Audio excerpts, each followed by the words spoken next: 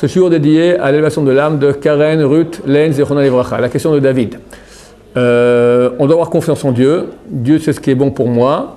Si je suis en âge de me marier, on me propose une fille afin de faire un shiur, donc une rencontre afin de se marier.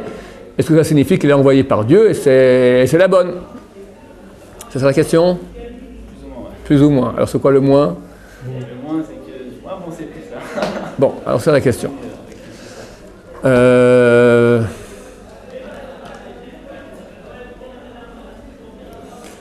Si on est en âge de se marier, il faut se marier. C'est quoi l'âge où se marier, en parenthèse, d'accord? La Mishnah dit 18 ans. Que Dieu attend l'âge de 20 ans, après il maudit celui qui n'est pas marié. Certaines communautés juives pratiquent cela.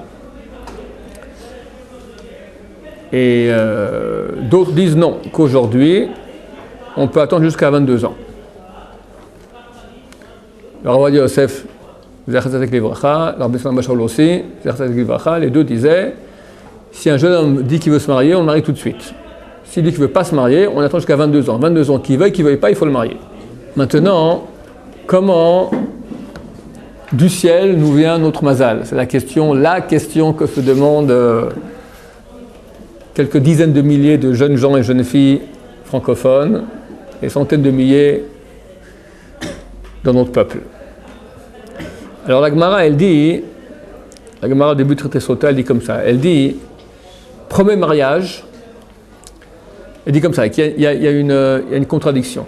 Il est marqué que 40 jours avant la naissance, avec la conception du fœtus, de l'embryon, une voix sort du ciel et dit, le fils d'un tel va se marier avec un tel au féminin, une telle, d'accord? D'un autre côté, il y a un autre enseignement qui dit que on présente une fille à un homme en fonction de ses actions. S'il a bonnes actions, alors une fille bien, et mauvaises actions, une fille moins bien. Donc c'est pas prédestiné avant la naissance, ça dépend de comment tu seras sur le terrain. Contradiction. La Gemara dit, le premier cas parle du premier mariage, le deuxième cas parle d'un deuxième mariage. C'est quoi premier mariage, deuxième mariage? Au sens simple, premier mariage, tu t'es marié une fois. Ça, ta première femme avec laquelle tu te maries, c'est celle qui t'était destinée depuis 40 jours avant la conception. Deuxième mariage, ça n'a pas été. Bien qu'elle t'était destinée, une femme est destinée pour que je travaille mes traits de caractère. Tant qu'on n'est pas marié, on s'arrange un peu avec tout le monde. Au pire des cas, le type, je ne supporte pas, je change de chambre, d'accord? On est à la fac avec quelqu'un sur le même banc, il me casse les pieds, je change de banc, c'est pas compliqué. Au travail, ça ne va pas, je change de travail. On peut s'arranger. Mais quand on se marie, c'est pas si facile de divorcer. Les enfants, les avocats, etc. Il y a des sentiments, il y a beaucoup de choses. Et en plus, avec la femme, la confrontation, elle est très très proche. Très proche. Elle me connaît par corps, moi aussi. Chaque petit détail, petite erreur se fait ressentir. Donc le vrai travail sur nous-mêmes se fait dans le cadre du couple. Et il y a du travail. Et si on ne fait pas le travail, et aujourd'hui, beaucoup de gens arrivent au mariage non prêts. Ça veut dire qu'ils n'ont pas travaillé. Toute leur vie, c'était comment mieux profiter de l'autre. Et là, ça ne marche plus. Parce que dans le cas du mariage, il faut au contraire s'écraser pour donner à l'autre. Casser son mauvais trait de caractère. On est des parfaits coléreux, des parfaits impatients, des parfaits vindicateurs, des parfaits orgueilleux, des parfaits envieux, des parfaits jaloux, des parfaits 40 000 choses, d'accord? Qui sont toutes les conditions les pires pour qu'un couple puisse fonctionner bien.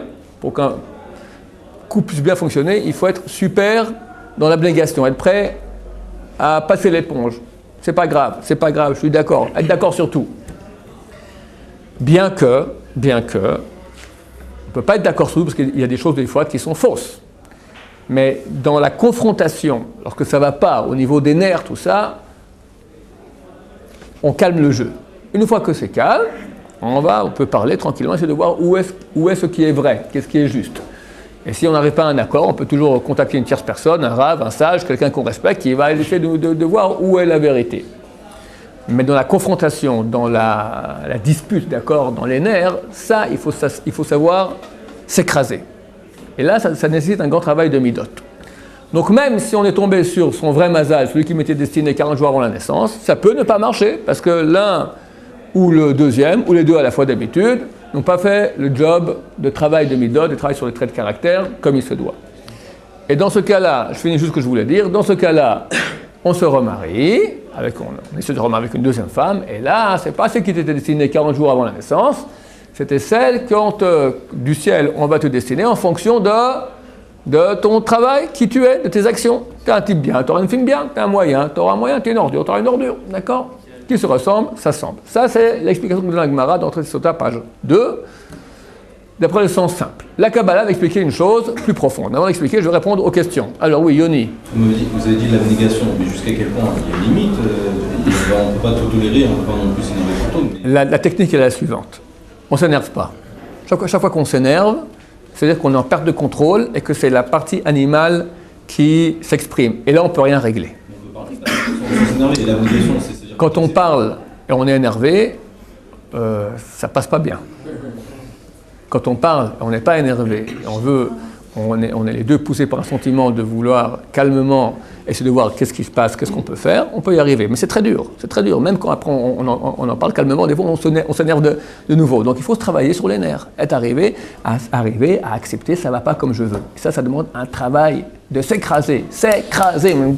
D'accord, tu m'entends bien? Ça, c'est la leçon du mariage. Maintenant, comment on va faire techniquement?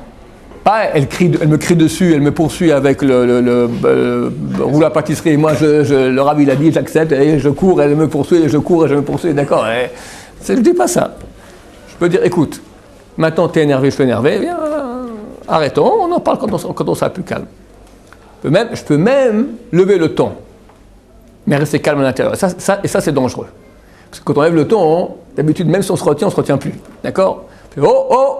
Tu peux dire on arrête, voilà, le ton commence à lever, on arrête tout de suite, ça sert à rien. On n'est pas les deux maintenant, on est dans les émotions, on n'est pas dans la vision rationnelle calme. Dans les émotions, on peut rien régler. Chacun il est bouillonnant, ça peut faire une explosion, d'accord. Donc on se calme les deux, et ça vaut la peine d'en parler avant. Que lorsque nous serons en état d'émotion, parce que dans tous les couples ça arrive toujours à un moment, on prend sur nous qu'on arrête, ça ne sert à rien de discuter. Et des fois l'autre il veut encore. Et il tombe encore un petit mot, ben on arrête encore un. Il faut se retenir, d'accord? C'est marqué, Tolé, c'est dans un verset dans Yov, Tolé Eretz al Blima. Dieu fait tenir la terre sur Blima. Blima, le sens simple là-bas, c'est sur rien. La terre tient sur rien, comme ça, dans le cosmos. Mais Blima, en un seul mot, signifie en hébreu freiner. Sur celui qui freine sa bouche quand il y a la bagarre, quand il y a une dispute. Ici, la yeshiva, il te traite de tous les noms. Tu dis, mais reste calme. Il continue, et toi tu lui as rendu service et il te rentre dedans, d'accord? Et il est petit minus comme ça, et toi tu es un. D'accord? Tu restes calme, tu peux t'énerver, et il t'énerve, d'accord? Tu te retiens et tu restes calme. Et tu dis rien. Le monde tient sur toi. C'est dur, le monde tient sur toi, c'est pas facile. C'est ça le challenge du mariage. Quand il y a donc la pression, les émotions. Je ne dis pas que donc on va tout accepter. Et ce qu'elle dit, c'est kadosh. Non, je dis, je ne suis pas d'accord avec toi, mais maintenant, on ne s'entend pas pour le dire bien, alors on se calme, après on discutera.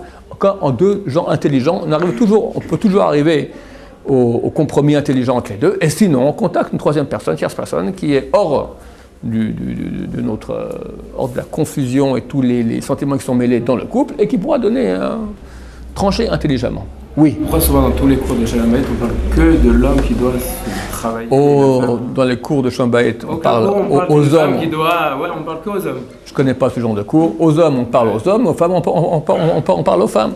Je vais dire une chose. C'est vrai que la femme est plus sensible à ses émotions que l'homme. L'homme est censé plus facilement maîtriser ses émotions que la femme. Censé.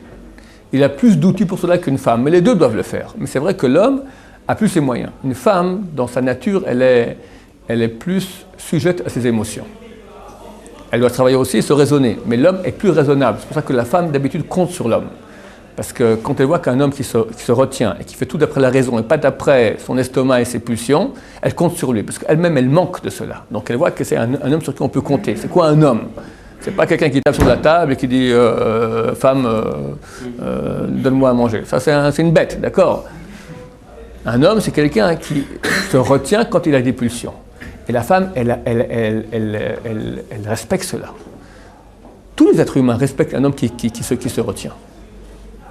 Au niveau très haut qui ne nous concerne pas, quelqu'un qui arrive à maîtriser ses pulsions sexuelles, maître de lui-même, total, même les animaux voient cela. On a les cas dans la Bible, d'accord, où Daniel était jeté dans la fosse au lion, Yosef, dans le trou où il y avait là-bas les scorpions et les serpents. Il y a d'autres cas de grands rabbinim à qui c'est arrivé. Tous ceux qui n'avaient pas touché la bride, qui étaient propres, totalement propres au niveau de l'organe sexuel, l'animal voit ça, il se calme tout de suite. Parce que Dieu a donné la Torah, dans la création, c'est marqué, il y aura chitrem. Chitrem, votre crainte sera sur toute la création. De façon naturelle, l'animal, même le lion, même le guépard, le rhinocéros, d'accord, les animaux sauvages, même ceux-là, quand ils voient l'homme à l'image de Dieu, ils s'écrasent tout de suite. Maintenant, il faut être à l'image de Dieu. L'image de Dieu, c'est une maîtrise totale au niveau sexuel. C'est très très dur. Mais un homme qui... Donc, maintenant, il y a ça, puis il y a tous les niveaux aussi intermédiaires. Donc, plus quelqu'un se maîtrise, plus c'est un homme à l'image de Dieu, plus il inspire le respect. Au niveau optimal, même des animaux sauvages. Donc, la femme qui n'est pas un animal sauvage du tout, il n'y a aucune confusion à faire, elle aussi, lorsqu'elle verra un mari qui se retient, qui entend ce qu'elle dit, même quand elle est en perte de contrôle dans l'émotion, il reste calme, il gère la chose, il inspire le respect. Elle va le respecter. Ken. Vous avez dit tout à l'heure, il y a une femme qui nous a énervé du Rishon, et si ça arrête, il y a une deuxième femme qui vient. C'est-à-dire que Hachem, il crée des femmes comme ça, il ramène dans le monde en seconde main. Il ramène plein de milliers de femmes qui sont seconde main. Non, des fois, une femme aussi, elle s'est mariée une première fois, ça n'a pas été, voilà, elle veut se remarier. La première fois, Hachem, il ramène plein de secondes mains, ça veut dire. Non, tu n'as pas compris ce que je dis. Il y a 4 personnes qui devaient être créées, qui ont été créées. 2 hommes et 2 femmes. X devait se marier avec X femmes, et Y devait se marier avec Y femmes. Et les deux sont mariés. X est marié avec X femmes, et Y avec Y femmes.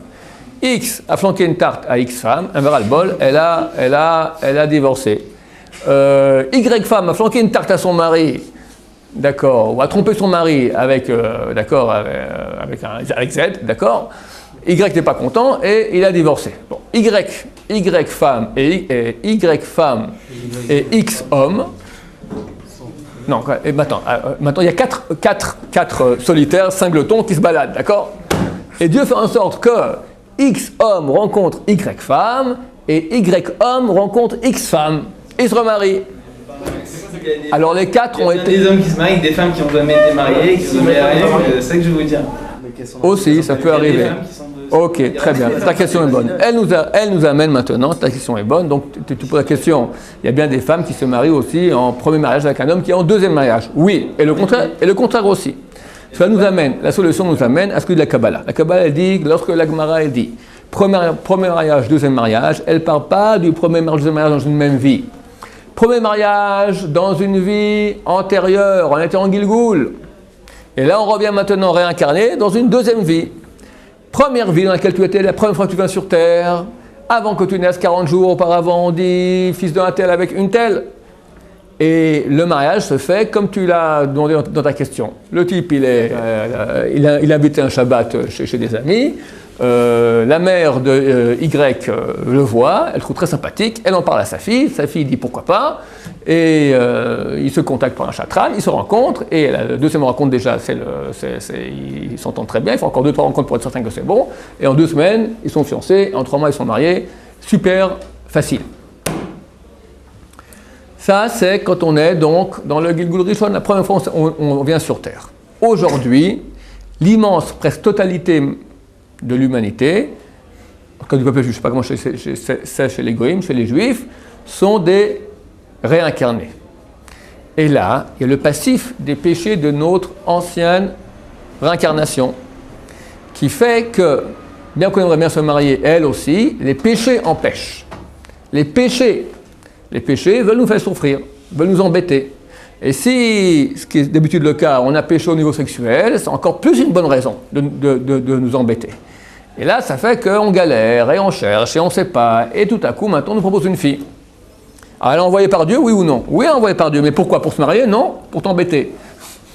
D'accord? Pour faire croire que peut-être, que oui, que non. Si moi je suis pas prêt maintenant, je suis Alors, si tu n'es pas prêt, alors, la première question que je te pose, avant de parler Shidour, il faut d'abord, est-ce que moi je suis prêt à me marier, oui ou non? C'est le truc que je veux dire. Est-ce que maintenant, moi j'ai un bitachon à Hachem total? Imaginons. Ouais, je sais que tout ce qu'Hachem m'envoie, un mec qui m'énerve, tout ça, c'est Hachem qui m'envoie. Ouais. Super, je le sais, à chaque fois que j'ai une situation comme ça, je vois Hachem. Hachem. Il y a quelqu'un qui me propose un Shidour. Moi, je vois qu'il y a des choses à régler encore en moi.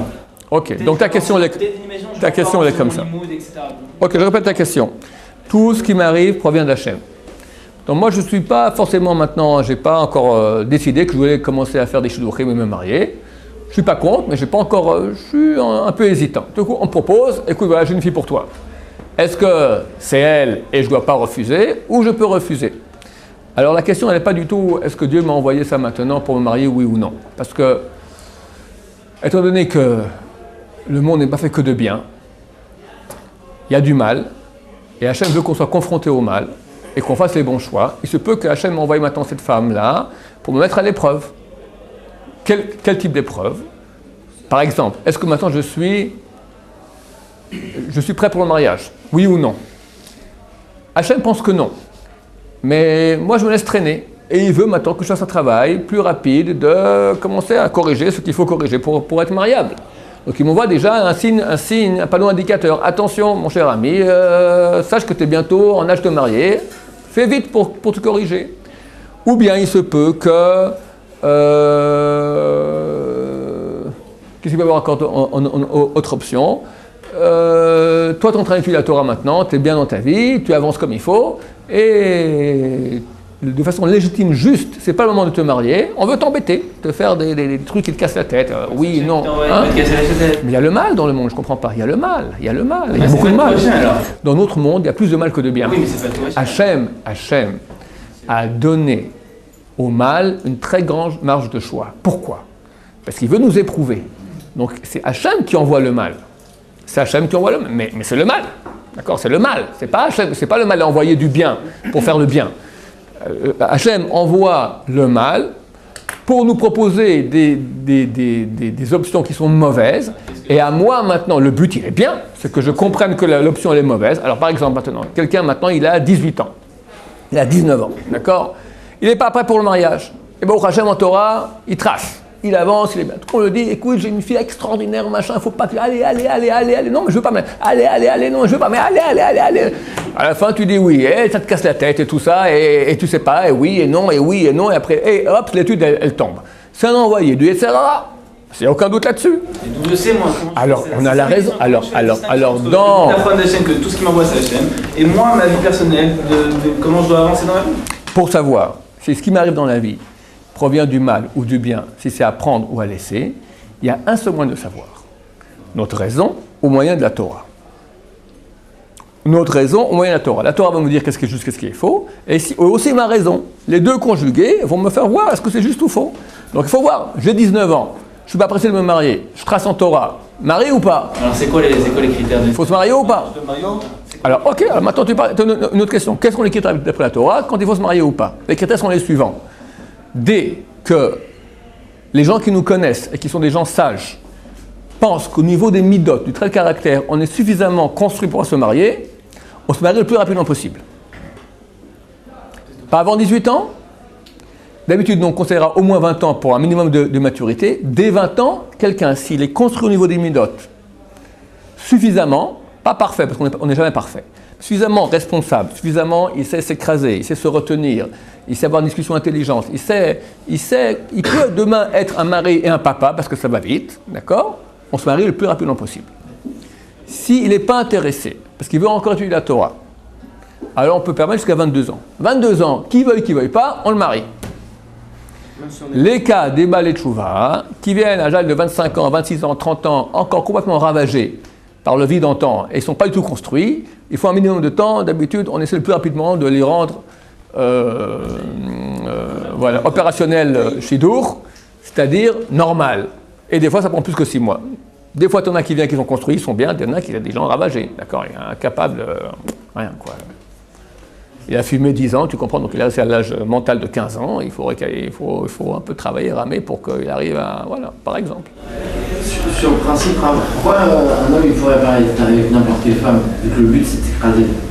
C'est d'apprendre à... Parce que, pourquoi son homme il peut pas être avec n'importe... Alors je répète ta question, pourquoi est-ce que Hachem n'en voit pas, vu que le but c'est s'écraser, puis chaque femme est différente de moi, donc je prends n'importe laquelle, ça ira bien pour que... Alors Dieu, il est plus malin que ça. Lui, il voit que j'ai été créé avec certaines tendances naturelles négatives, on va dire. J'ai eu un exemple il y a 15 ans chez moi à la Shiva, un type super orgueilleux. Super orgueilleux, d'accord? Déjà assez âgé, il a fait tout ça, bon, et puis on l'a marié. Je l'ai averti avant le mariage, attention, il faut travailler là-dessus. À part ça, c'est un type super bien. Le reste, nickel. Nickel, droit, bien, sensible, très bien, mais orgueilleux, d'accord? Il y a des gens comme ça. Il a reçu une femme qui était nickel, droit, juste, tout ce qu'il faut bien. Elle avait exactement le trait de caractère contraire à son orgueil. Elle ne sait pas faire. Elle dit non, d'accord? Et lui, quand on lui dit non, il ne supporte pas. Il lui a mis exactement une comme ça. C'est ce qu'il lui fallait. Parce que si ce monsieur orgueilleux, il a reçu une fille complètement soumise, d'accord, un paillasson, d'accord, que tout ce qu'il dit oui, mon Seigneur, il va rester orgueilleux toute sa vie. Dieu ne veut pas qu'il soit orgueilleux. Alors on voit ça. D'habitude, comment il fait Hachem? Chacun de nous, on est des gens intelligents, on comprend qu'on doit faire des efforts. Donc, qu'est-ce qu'on fait? On est d'accord de s'écraser sur beaucoup de choses. On a quand même 2-3 principes sacro-saints. Ça, il ne faut pas toucher parce que ça touche, c'est trop gros. D'habitude, l'expérience a montré que Dieu te fait rencontrer une femme avec laquelle tu es d'accord sur tout. Tout. Avant le mariage. Après le mariage, il s'avère qu'elle a 2-3 quand même principes sacro-saints. Ceux qui sont exactement antagonistes des tiens. Et là, commence la corrida, d'accord, dans l'arène. Et Dieu veut qu'on travaille, c'est évident. Le but du mariage, c'est qu'on travaille. Donc on ne peut pas rencontrer n'importe quelle personne. On se mariera avec la personne qui me fera travailler sur les points exactement sur lesquels je dois travailler, d'après ma nature, que Dieu a voulu que j'ai. Dieu a voulu que, d'après ma nature d'âme, que je travaille sur ces points-là. Quelqu'un, c'est l'orgueil, l'autre, c'est les émotions, le troisième, c'est une hypersensibilité, un autre, c'est un menteur, un cinquième, c'est un fumeur, d'accord, un autre, c'est un joueur, un autre, c'est un cruel, d'accord, chacun avec ses choses. Jamais la femme, elle laisse aller les défauts de son mari. Hein? Jamais elle dit bon, ok, c'est pas grave, les défauts de mon mari. Sur certains cas. Les bâtards, c'est ça. Chacun. J'en ai tellement marre. Il faut que ça passe.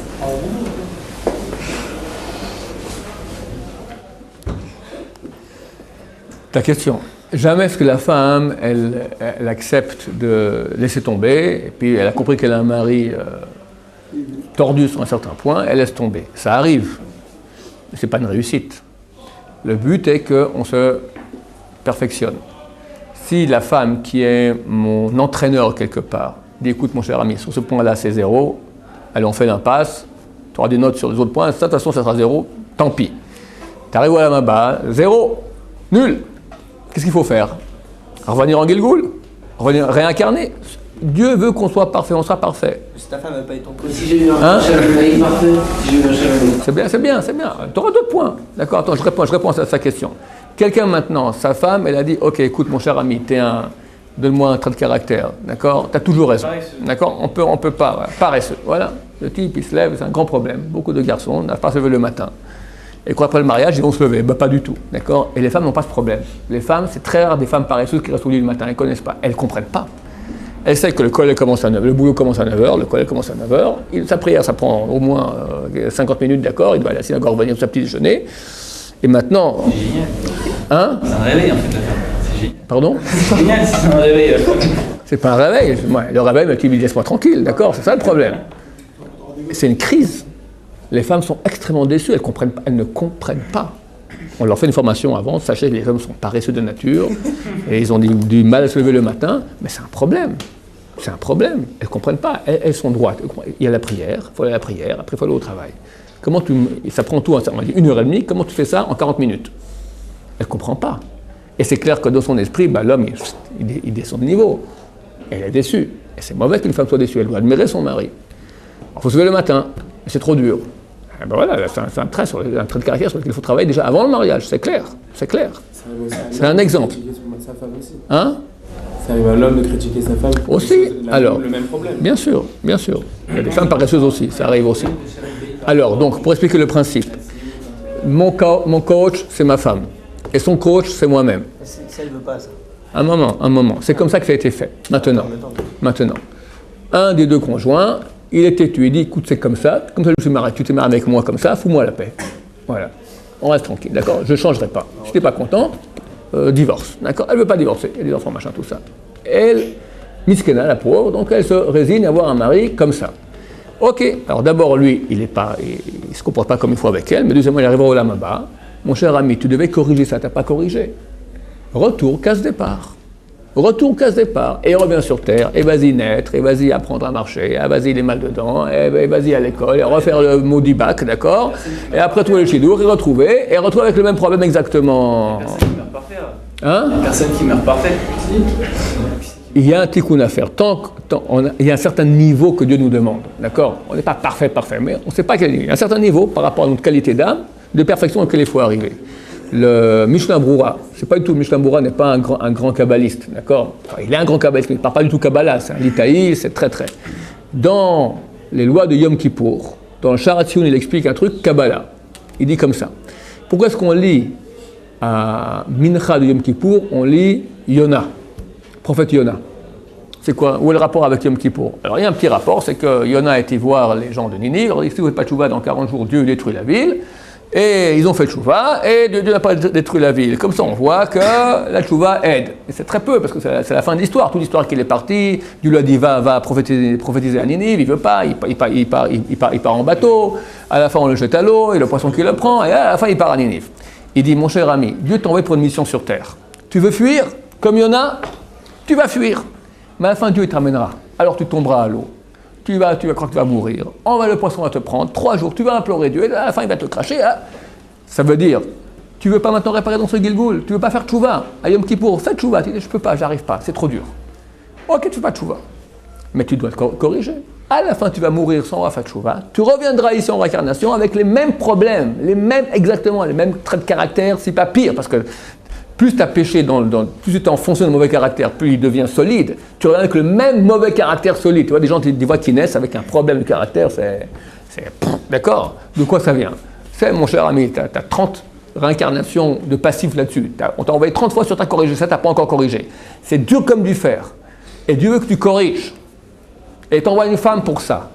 Et elle souffre, et vous souffrez, et c'est dur. Apprends à lire du Moussar tous les jours, à te corriger, se travailler, c'est le goût de la vie, comme c'est le Gaon de Vilna. C'est le goût, c'est toute la vie, c'est le fruit du Olam Haba, se corriger au niveau des midot. Et ça, ils le disent, beaucoup le disent, rien qu'avec le Moussar. Regardez, à l'extérieur. Je m'excuse, on ne peut pas continuer, c'est l'heure. Baruch Adonai, Amen.